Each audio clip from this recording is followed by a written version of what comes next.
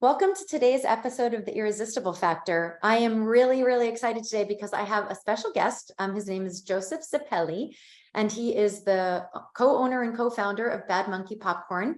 Welcome to the podcast. Thank you so much for having me. It's a pleasure.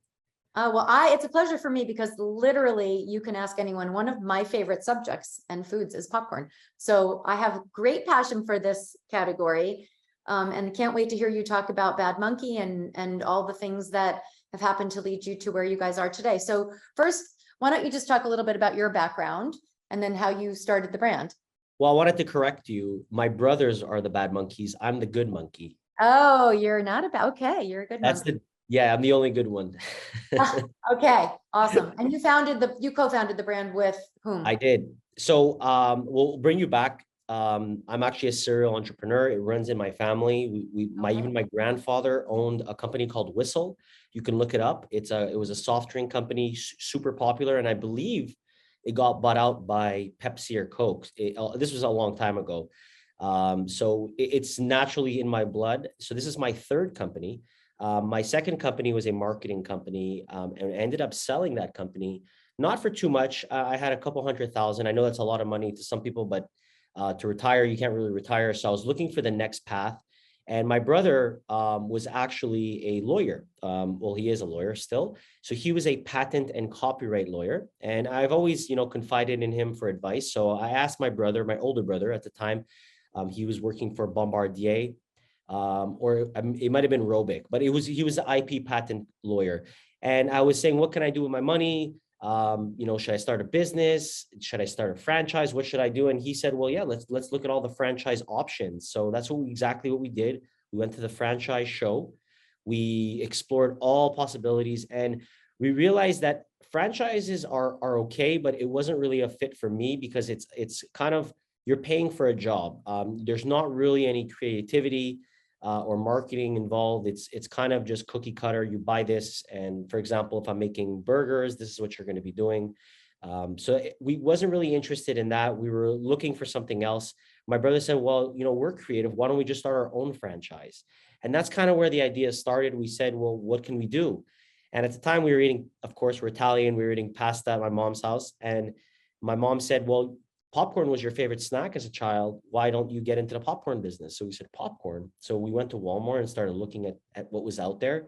And really, there was only one option, which is the red guy. I think it's Orville Redenbacher, an older gentleman. And it's been kind of played out and boring. And it's been the same thing for so long. So we said, you know what, we could bring something fun and dynamic. And that's exactly what we did. We bought all the supplies to make popcorn. We almost burnt down my kitchen.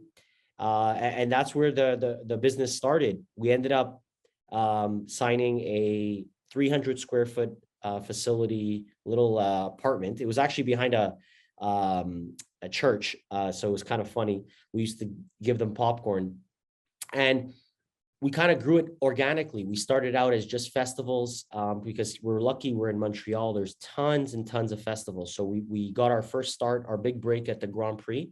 We convinced them somehow to believe in us and be the popcorn for the Grand Prix. So this was back in 2014, believe it or not. And it was an amazing experience because there was a couple key points that really gave us, the explosion, which is, one, we got to learn quickly what flavors we're selling. Two, we also got to learn who our client was, who was actually coming up to the booth. So not only did we learn who our client was, but we learned what flavors to go to market with.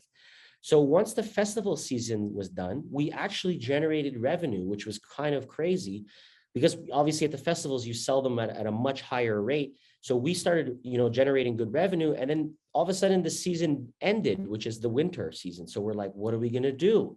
And that's kind of where the next start of our phase, which is entering the grocery store, started. And that's a whole other chapter. But yeah, that's how I got my start. It was just exploring something with my brother, creating a budget. We thought a couple $100,000, 200,000 was going to be enough.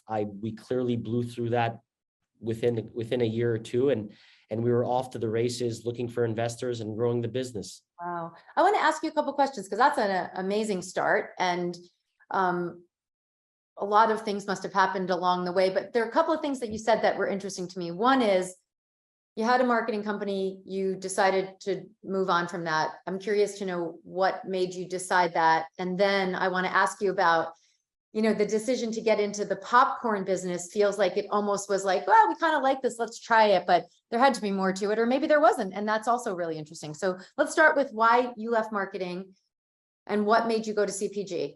Yeah, well, actually, if we back up before that, I was in finance. I was in the banking industry. Wow. So I went to John Molson. It's a business school here in Montreal. And it was amazing experience for me. It kind of got me into that business mind, because prior to that, I was kind of just trying to make money, going anywhere where the best pay was. And then getting into business school, which was a huge accomplishment for me, because I wasn't always the best student. Not that I wasn't good at it. It's just I really never applied myself. So business was something that I loved. So once I got into business school, even reading the newspaper, they don't have much newspapers anymore, but reading the newspaper in the morning, just getting accustomed to business, and always being around business students, it kind of got the juices flowing. And that's kind of how I got into my marketing business. Now, the marketing business was, I would say, I was quite unhappy, because yes, we were helping clients generate, because it was kind of in 2009 when we were, e-commerce was starting out. So I was always good with computers. But at the same time, I kept building other people's brands, and I kept seeing, man, I'm building all these people's brands, and then they're like, letting me go or giving me another contract, but I'm not making serious moves. Nobody's really talking about my last name. I'm not building anything in terms of legacy. And the skills were really mine. So if I leave the business, or if I stop working, guess what? There's no revenue generating. Yep. So I wanted a business that I could actually go on vacation and it continues to make money. Yep. So I got the opportunity to sell the business, which I did. It wasn't for a huge exit, but it was enough for me to catapult to the next step, which I didn't even know what it was. But I just knew that me and my brother have always been creative, whether that's selling freezies out of our locker in high school, whether it's doing car washes or lemonade stands. We always tried to make money. I would even on the summer go to the flea market, buy things from China, iPhone accessories, and sell them on my summer months. So I was always a hustler. I was always trying to make that next dollar, but I had nothing really in terms of legacy. Not, legacy sounds so vague, but building my own brand and my own business. And that's kind of what I was trying to do with Bad Monkey. And then so you said you were talking to your mom and she said, you always love popcorn, do a popcorn brand. Is it that simple, or was there more to it? Honestly, it was that simple. Wow. It was more, to be honest, my brother who was more pushing me for this business, because, I was thinking to myself, okay, this guy sounds crazy. We're in my condo and we're talking about mission statements, and we don't even have a product yet. And he's going to say, and he's telling me this is what our culture is going to be, what our brand entity is going to be. And I'm like, looking at him like he's crazy, because we don't have a brand yet. And that's kind of where the idea started. We literally started sketching out different ideas. Originally, the name was Mr. Poppers. It was like a popcorn kernel, and he had a body like a stick figure. And we said, that's no good. And my brother's a big reader. He read a book called The Purple Cow, and he reminded us that we have to stand out. So we ended up meeting again at Starbucks for brand ideas. And we I have to say, kind of took the idea from Starbucks. So if you look at our logo, the colors are the Starbucks logo. So it's brown, white, and green. Not only that, our logo, if you look at it, it's actually, I could show it to you here. Your viewers who are listening, you can check us out online at badmonkeypopcorn.com. He's actually sitting in a bowl, and it's a circle. And if you look at it, it's actually the same as Starbucks. I think it's a sirene. She's sitting in I think it's a cup. So we kind of literally took the idea, and the name comes from, actually, my mom used to call us her little bad monkeys, because that's a good question. That's my next question. Yeah. So, well, we were a lot of other things. My mom used to call us other names too, but Bad Monkeys was really something that was always attached to our names, because we were always jumping and causing trouble. You can imagine my poor mom, 4 boys. So it was kind of hectic. And that's where the name came from. So everything just came organically. The name came organically. My brother drew the monkey. as best as he could. Then we took it to a professional illustrator, and he came up with the 3D rendering, and we're like, wow, this is really cool. At first, the name, we ask everybody, and that's why I kind of tell people, don't really ask or ask for permission. Just go ahead with what you believe deep in your heart, because we started asking even my, at the time, girlfriend, who now is my wife. She's like, I hate that name. I don't understand it. It's stupid. I don't like it. So if you start listening to people, sometimes it starts to skew your judgment. So even though that people said it, they didn't like it, me and my brother just knew we had something hot. And to this day, we have great popcorn. I'm not going to lie. We have good popcorn, but there is better popcorn out there. There is better products out there. What really we stand behind is our brand. Nobody can beat our brand. And it just goes to show in 2020, when I actually sold a portion of the company to a venture capital fund, they did an audit with a massive company, and they valued, I believe, our monkey over $4 million, just the logo itself. So a drawing that me and my brother did at Starbucks a couple years later is now worth $4 million. So it just goes to show you that sometimes it's all in your head, and the creativity is really deep down inside you. Yeah. Yeah. And I think that what you said about opinions, right? Everyone has one. Yep. You're going to get 50 opinions if you ask 50 people. And at some point you have to know how you feel and what makes sense for you and what resonates with you. And I think that's a really important point, because I think it's so hard to stand your ground when you are a newish entrepreneur and there are a lot of experienced people telling you what to do. You're vulnerable. Really, you're putting yourself out there. And during festivals, we have thousands of stories. I can talk for days, but we'd have my brother's colleagues come over and they're like, are you okay? Like they might have thought he was on drugs, because like we're there with selling popcorn. By the way, it wasn't nice bags because we didn't have any money. They were in Ziploc bags with stickers that we made, and it just with glow sticks, and they literally thought we might have lost our jobs. I was in the finance industry coming out of LA.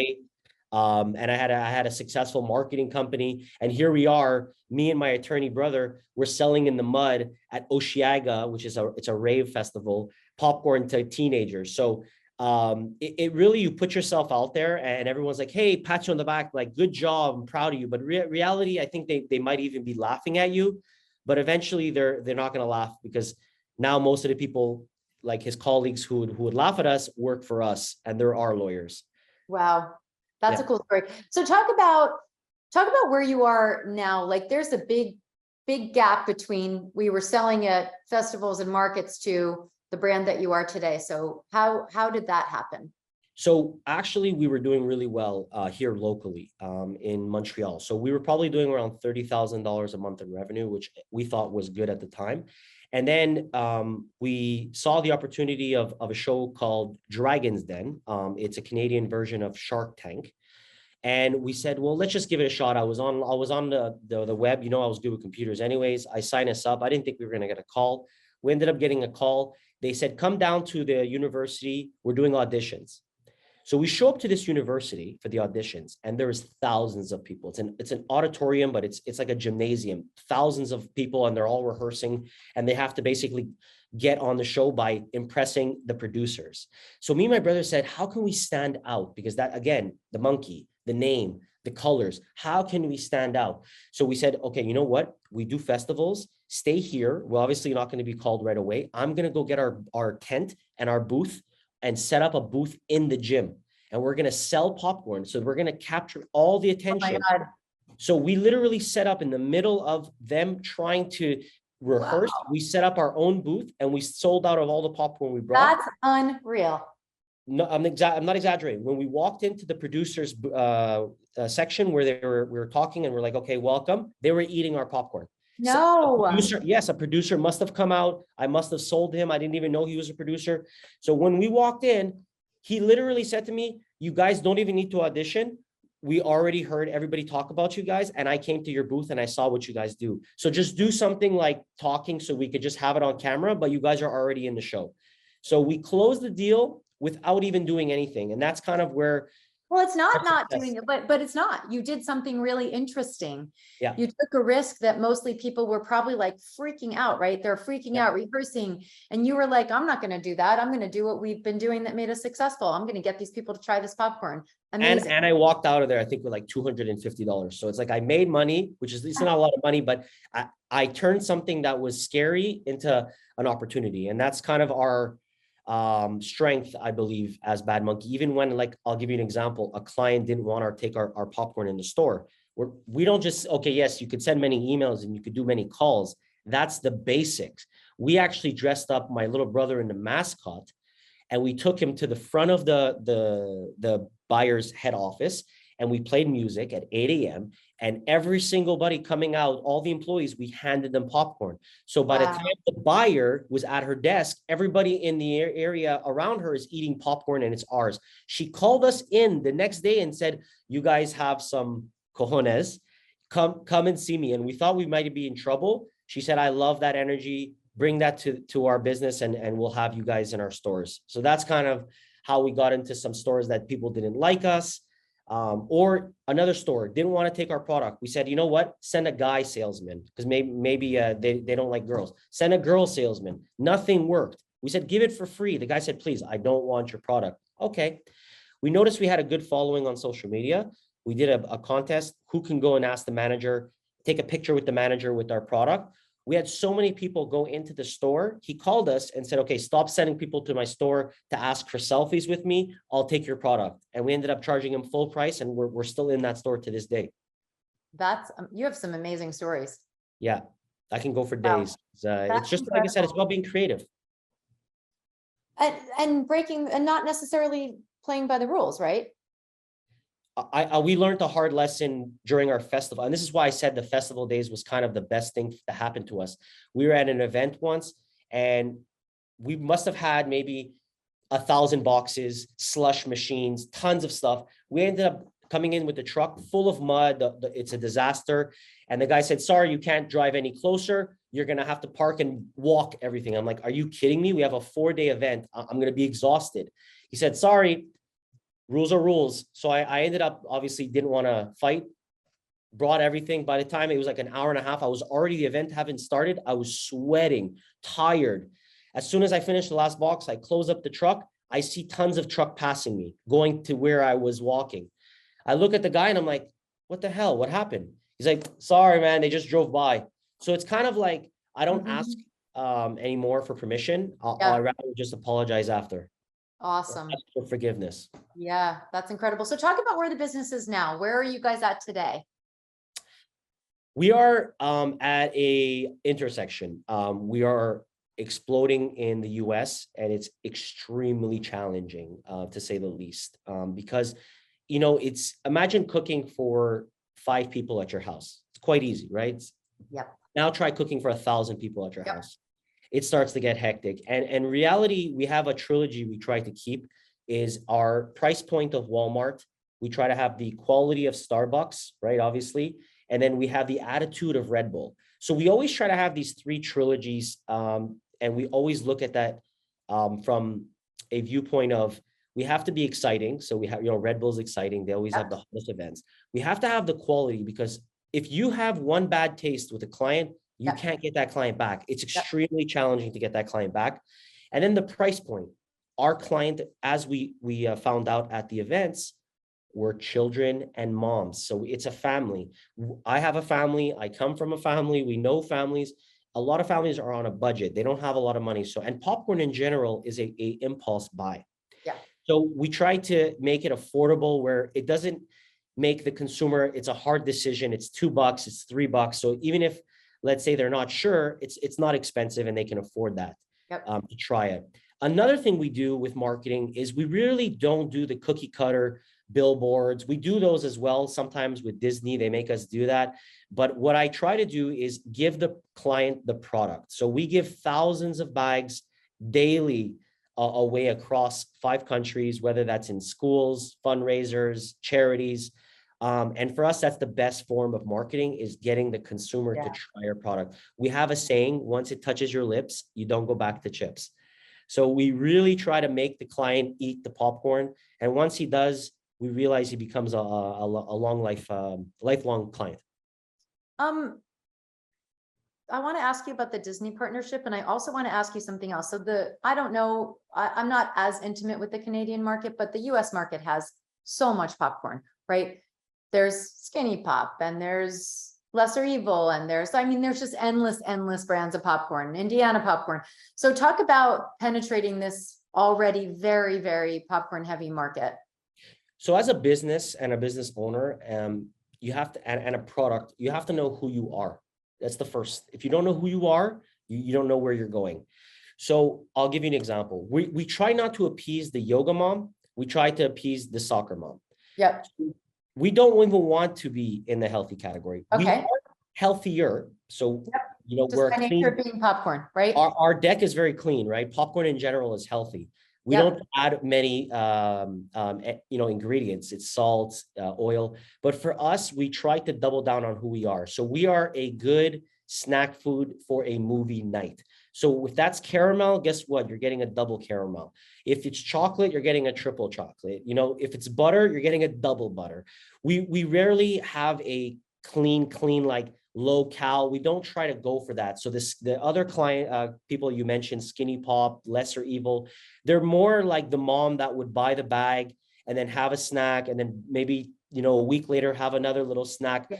Our clients buy 2 to 3 bags a week. That's the clients we want. We want the clients that buy Kit Kat, Snickers.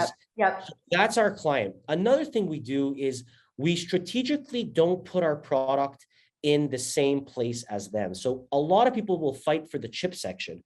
Have it. We don't want it.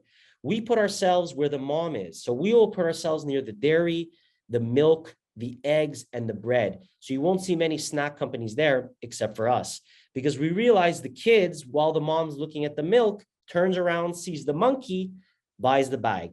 And it just so happened a couple months ago, I was in the store and I saw, I was with an owner and I saw a young girl. She must have been 6 or 7. And she goes, Mom, bad monkey's here.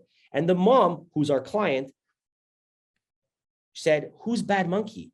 So so obviously she said, oh, I think they came to my school. She said, okay, grab 2 bags. Boom, right there's a client. So, if we're not getting the attraction from the mom, we're getting the attraction from the child.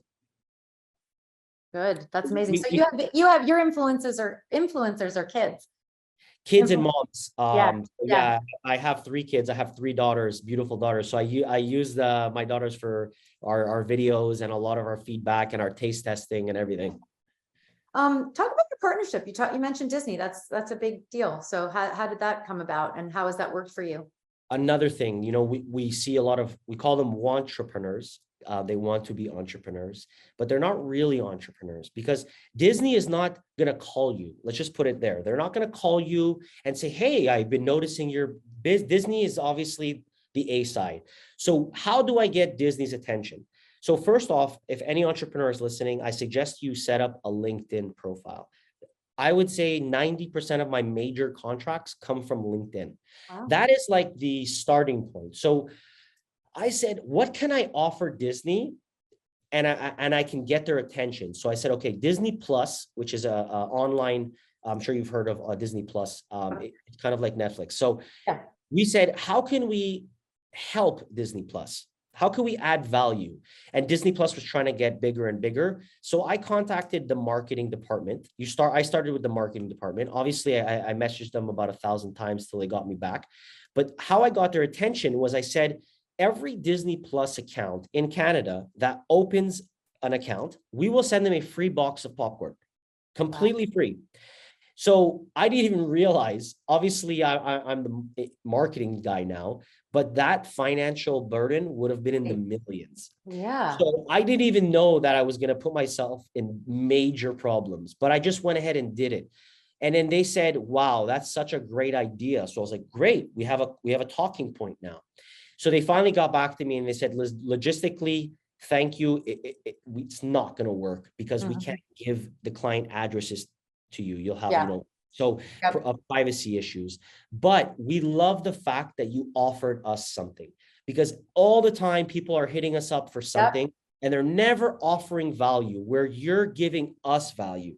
So it actually started a conversation, and they said, we took a look at your brand, and I have some good news. We're going to be dropping your competitor, and we're going to be putting you as the exclusive popcorn for the next 3 years. We'll do a 3-year deal. And that's kind of how the ball started with Disney. It was me offering something to them coming back and saying, thank you so much. It's not going to work, but we saw your brand. We saw how much traction you have. We saw the following you have. And let's continue the conversation about you being the popcorn for Disney. And that's kind of how it started. And how has it worked out for you? Is it as big as it sounds like it is? Is it like, it sounds huge, right? When someone hears that you're a Disney partner, it sounds gigantic. Yeah. It also sounds like, it's interesting that you said it was going to be undoable for you because it was going to cost so much money. Yeah. It probably also is a big deal from a production perspective. So what are the challenges and also benefits of the partnership? That's a great question. First of all, there's big challenges, huge challenges, and there's also huge benefits. Just as you said, I can call Walmart and say, hey, I'm the popcorn for Disney. So it gives you clout, it gives you leverage. So that's the good side of it. The bad side is everything else. So they're very hard on their brand. So just getting an approval for, let's say, an ad, it'll take 2 weeks, 3 weeks. Yep. Just to get an approval for a product, it could take 6 months, a year. So you have to be patient working with Disney. And rightfully so, they're trying to protect their brand. Of course. But it can get frustrating when I'm kind of a cowboy and I just want to shoot, boom, boom, boom, boom, boom. Yeah. They're more like a sniper. Let's take our time. We're going to position, and then maybe in 6 months, and then you could work 6 months. I worked 6 months on a project, and finally they called me after 6 months and said, hey, sorry, Lay's, which is a huge competitor of ours, wants this movie, so we have to give them the first rights. So I'm like, what? I just spent 6 months designing the box. By the way, it's not cheap to design boxes, pay people for 6 months of R&D. We have to send our products for testing. I don't need to explain you all the ins and outs, but it's a lot. So easily $30,000 down the drain. I'm not going to see that money again. So you got to kind of be patient, and you got to be strategic, but it's a great partnership to have. And we're very blessed. But at the same time, you got to, pick the right product as well. We had a variety box sold extremely well. And then I've seen other products with people with Disney and it didn't sell well. So, you got to just be strategic on where you're going, who your client is. But we already know who our client is. And that all rolls back to, you got to know who you are and who your client is. Yeah. And what's your distribution in the US like right now? And are you doing mostly DTC or is it mostly stores? So I'm lucky in the sense my wife's dad is my father-in-law. He's a trucker for 40 years. So I didn't marry her for that, but it just comes handy. And it's been instrumental in the growth of our networking. So just making sure, because distribution can kill you. Yes. Because we can have a great product, but if you can't get it to the stores, that's another issue. And we had that early on in our career when we got a client, high five, everything's great. And they're like, oh, we need one box at this store, and it's like 18 miles away. And I'm like, how is that even profitable? So you got to really make sure your transportation and your distribution is done right. We don't like working with brokers. We typically do the transport on our own. So I have my own transport division here. And we try to go direct to the store as much as possible. Just less hands in the cookie jar and less hands in the wallet. So we just try to go direct as much as we can. And if we don't, like in Canada, it's hard to go direct because the stores are smaller and the volume is smaller. We'll go with a distributor. Again, distributors, if I have to be honest, I can't stand them. They always blame you. It's always your product's not selling or your product's not marketing right, or, they rarely take any fault. And a lot of things what they'll do is they'll actually, I don't even want to say it's a Ponzi scheme, but what they'll do, distributors to young companies, is, I'll give you an example. They'll take on, let's say, Tabasco, or like a big company like that. They'll give that company great distribution, right? That's that, but they'll break even. Then what they'll do for us, because I'm young, I'm new, I'm excited. They're like obviously a big distributor. So, we're kind of like the B side. They'll basically say, okay, yeah, we'll take your product. We'll see what we could do. And then maybe it doesn't sell. Maybe they have 40 products. Maybe they, like one distributor we were with one time had 1,000 products. The manager has 5 minutes. So, you Yeah. don't have a lot of time to talk. So in reality, distribution is very hard. We're very lucky. We work with a great distributor here in Canada. But for the US, we try to go direct as much as possible. If not, we work with a company called Dot Foods. They're the largest, one of the largest in America, and they actually can deliver boxes and pallets as opposed to just full trucks. Interesting. And Yeah. so what retailers are you in here now, or is that new? In the US? Yeah. So in the US, we started off because of the volume with the dollar stores. So Dollar General I would say is our biggest client. We're in Burlington, and we just signed TJ Maxx, and we're going to be doing with Costco USA shortly. Costco again is another client. You have to make sure you take your time and have the right product and the right time. So yeah, it's exciting. US right now is exploding in terms of popularity for us. We'll be in Kroger's as well. So it's just honestly taking our time and not rushing, because you don't need 50 clients. If you get a Costco USA, I think that's 40 million a year in sales. So I don't think you need more than that. So 1 or 2 clients. There's a company called Dude Wipes.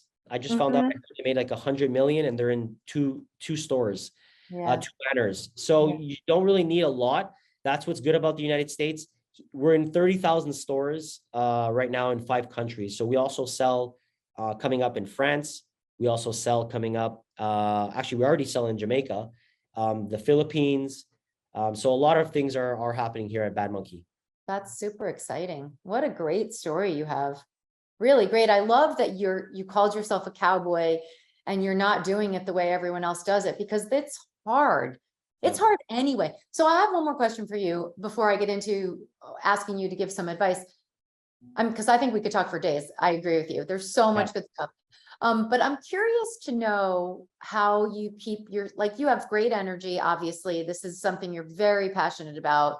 There have to be days when you don't feel that way, or moments. Oh gosh, I can tell you, it's a roller coaster.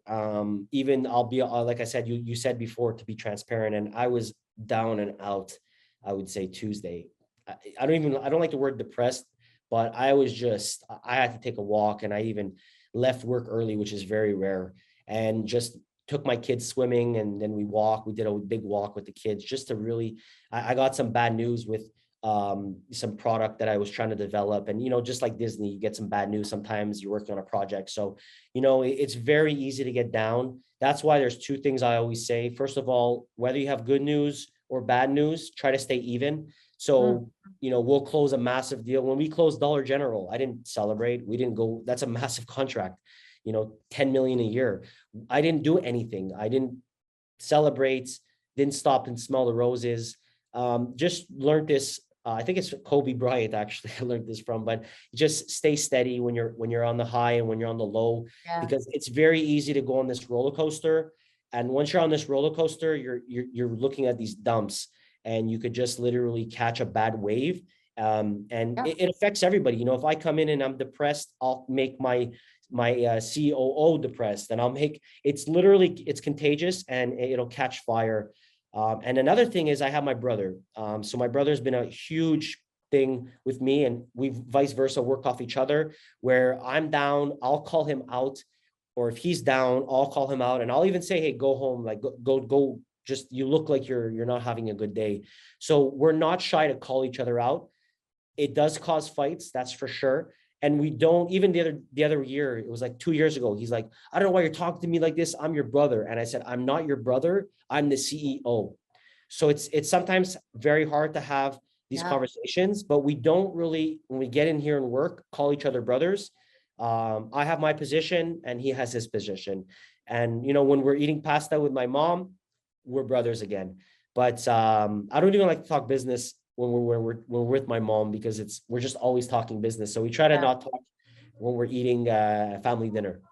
Oh my God, amazing. What about capital raising? So you mentioned that you took on some investment from a private equity firm. Where Yep. are you on that front today? So another 1,000 minutes we could talk about raising Uh-huh. money. So I'll be honest, for all the listeners out there, if you can, never sell. Do not sell a single share. And I don't know how I could say it more than that. Just keep as many shares as possible. I still have shares. I did very well, but at the same time, Bad Monkey is a cash cow, and if I own this 100%, it would be, sometimes I think about sometimes buying it back, but at this point, I have such great partners that it's not worth it. But it's very challenging because in reality, we start this career, this entrepreneurship, so that we don't have a boss. Exactly. And then Exactly. I don't care what you say, as soon as you have a shareholder, you have a boss. So not necessarily like they're going to boss you around, because you could have more equity or you can have a shareholders agreement that's more in your favor, but you don't want to disappoint them. They believed in you and you really want to return some money back for them. So at the end of the day, you have to answer to somebody. And that's kind of why I started my own company, so that I don't have to answer to anybody. Yeah, that's such a good point. I don't So think that's what's people think about it frustrating. that way. Yeah, yeah. I've So never how heard we anyone say raise, that. Like you sorry, have a boss. I just have never heard someone say, as soon as you take on capital, you now have a boss. And that's the reason most entrepreneurs start their own companies, so they don't. So that's very interesting way to put it. yeah. And so bringing you back after Dragon's Den, the 200,000 I had saved up from my second business I sold was quickly going out the window, Yeah. because the banks actually laughed at me. I remember this like it was yesterday. I sat down, did a beautiful projection calendar, sales forecast. I had POs, contracts. I'm like, oh, this is in the bag. This is finished. He actually laughed at me and I said, sorry, is there anything funny here? Oh And he's my like, God. yeah, you said your projections, they just seem a little bit unreal. And I'm like, well, this is actually what I'm forecasting. And he's like, well, I see a lot of people that come in and they give these type of forecasts and they don't come true. So it's kind of like, if you want to literally start a fire in my stomach, that is the best way, is laugh at me or tell me I can't do something. So Yes. it actually just motivated me 1,000 times more. Funny enough, I ended up a year later getting a check for 1.3 million. And I was going to go rub it in his face. And by the way, not only did we hit our projections, we hit a year and a half forward. So I was going to go rub it in his face. But what I ended up doing is I just cashed a check and I opened a new bank with a different bank. Yeah. And I didn't even go see him back. I closed the account. We're actually back with that bank now, because the venture capital works with them. But it just felt so good and gratifying to know that I not only proved him wrong, that I don't even need to rub it in his face. So So awesome. Love it. so after Dragon's Den, we ended up getting a deal on the show, which is Shark Tank. So we signed, well, handshake, not signed, verbally agreed on 30%, I think for like 300,000, which was valuating us like, I think at $1 million or 900,000. So we were super happy. We were like crying on the way back, driving. We were so excited, high fives, everything. And then reality hit us. They came to see us and they changed their idea from 30, they wanted 50%. And they went from 300,000 to like 100,000. So they also didn't like our name. They wanted to change the name. So it was just a complete disaster. Again, going back into this depression, just like, oh man, we thought we had a good Did you say deal. this was Shark Tank or was it the Canadian? It was the Canadian version of Yeah. Shark Tank called Really? Dragon's So Den. Yeah, interesting. yeah, they changed the deal. They didn't even like our name, and they wanted us to just be a manufacturer for their product. So it was a quite sad experience. But what ended up happening, again, don't take bad news so hard, because good news is right around the corner. After it's the storm comes, there's always a sunny day. So we knew that. So we ended up just continuing business as usual. And after the show aired, our website crashed. We got so many demands. Did you not take the deal though in the end? No, of course not. We didn't. We Right. weren't desperate. Yeah. We were okay growing organically, Yep. and we knew we had something. So we had the sales. Yes, we were not profitable because we were giving away our product to get in the stores. Yep. Because the stores don't want to give chances on these new guys. So we said, how can we get in the stores? All right. Our competitor is selling you the bag at $2. We'll sell it to you at $1.50. Our cost was $1.75. So I was giving a guy a quarter every time I brought him a bag. But I realized that eventually the customer is going to like the product, and then I could slowly raise the price, which is exactly what we did. So after the show, a local investor saw us, loved the product, went to the store, bought it, fell in love with our creme brulee caramel, which is one of our best sellers, called me up. Called my brother up, and my brother calls me and he says, "You'll never believe it. A local investor here from Montreal wants to meet us at Starbucks." And I said, "Okay, Fab, like I had enough with investors. I'm going back to like sales. Like I have no time for this." He said, no. He said he's bringing a check to Starbucks and he wants to sign today. And I'm like, again, sure. Who brings a check for a couple $100,000 or $1 million, whatever, to Starbucks? And that's exactly what ended up happening. We ended up getting a deal for less percent, way more money. And that's kind of our first experience with an investor. Then shortly after, I would say 3 years later, we ended up going from 30,000. We were at 300,000 a year. 300,000 a month in sales. And we needed a bigger facility, and we needed just to get bigger. And we did our second deal with a big investor here locally as well. And that investor, how it came about is also a crazy story. My brother, we come from a poor family. So my brother used to tutor on the side in law, and he used to tutor this girl because she wasn't getting through law school. It just so happens that her father is a big shot, and she didn't want to ask him to tutor because she wanted to impress her father. So long story short, the father has all these rich investors, and that's kind of how we met our investors, is through the father. So it's just, you never know where you're going to meet your next investor. And really it's about just putting yourself out there and being vulnerable. Wow. Such good stories. I love it. We have the last investor too, by the way. That's the big one that we just signed in 2020. Incredible. Such good. You have good stories and great advice. And I love how rogue you've gone on so many different occasions. I love that you didn't take that money from that show. It's really cool. Anything you want to share? Go ahead. Yeah, I have a story. So it's about our first investor. Even before, so not the first investor who invested, the first offer we got to invest. So we saw these guys, they were in the ice cream business and they had money, and we were looking to raise our first round. This was before the Shark Tank Dragons Den episode, and we ended up going to meet with them at their offices. So we go in and we start talking about a potential deal, and we leave, and my brother's like in the parking lot, "So how did it go? What did you think? You ready? Did you like them?" And I said, "I don't want to do a deal with them." He's like, "What do you mean? They're ready to write a check next week for like, it was like 300 grand. I said, "They didn't even offer me water or a coffee." So he's like, "Are you serious, Joe? Like you're going to drop these guys because they didn't offer you a coffee?" And I'm like, "Well, just like look back. They had a cigar, they had coffees, they had drinks, and they couldn't even offer me anything. And if this is how they're starting out, what do you think it's going to be like working with them?" So he's like, "No, it's probably a culture thing." And I said, no.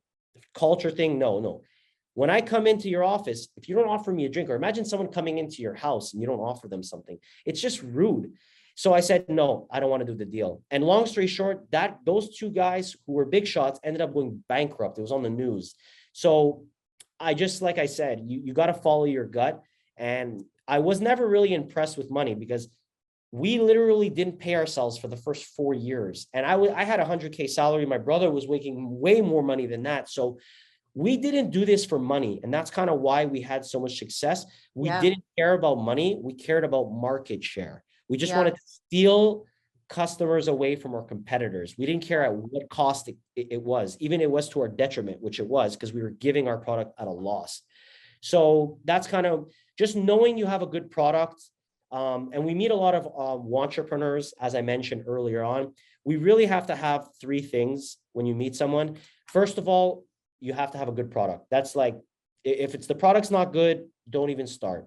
Second, you have to have a good entrepreneur. So you have to have somebody that has a fire, because I believe that fire can't be created. Somebody's either born with the fire inside them, and I don't have a fire. I have a phoenix. I feel like I'm gonna sometimes explode, and that's why my brother sometimes says to like, don't have too many coffees because you've asked them 7 questions and it's been 30 seconds. So They call me the Phoenix just because sometimes my fire, it's an inferno. So I you have love to have a good product. You have to be a good entrepreneur, and you have to be able to take criticism. that. For me, even our employees, minimum wage employees, let's say, we don't pay minimum wage. That's why we have so many good employees. But I'm saying, let's say our lowest base employee, we had her suggest something on our production line. I could easily be like, who is she? I have an engineer here. I'm a business guy. We're doing millions of dollars. No, we take everybody's criticism and we take it and we actually implemented it. I ended up writing her a check, I believe, for $20,000 because she saves me $20,000 a month now because of the savings she created in our production line. She ended up helping her family out. And this is kind of where our company culture is. And that's why we have so much retention in our employees. We give free fruit, obviously free popcorn.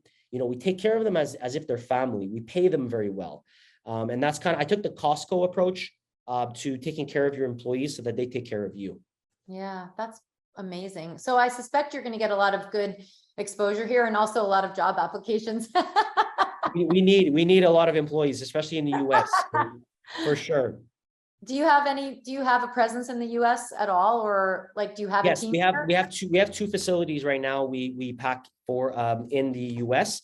So we have a facility in New Jersey, and we have another one in Indiana.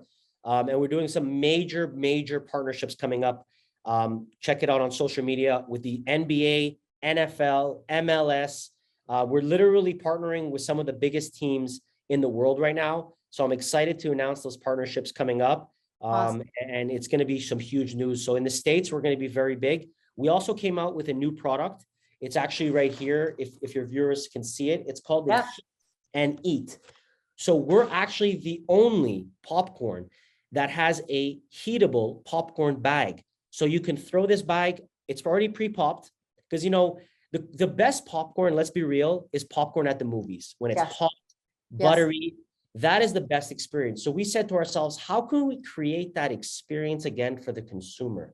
So we developed, first of all, it's biodegradable, compostable, and this packaging now allows you to have flavored popcorn hot right out of the oven. It's delicious. You can even put this on the barbecue.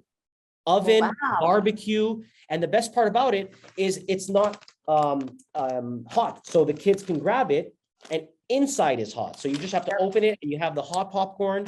So let's say you're making a barbecue and the kids are screaming and the burgers are not ready. Throw a couple bags on the top shelf for 30 seconds, throw some double butter or some kettle corn. You end up giving the kids the hot popcorn, let them snack while the burgers are getting ready. So that product right now is exploding in the market. I bet. So the Eat and Eat is going to be available all across the US.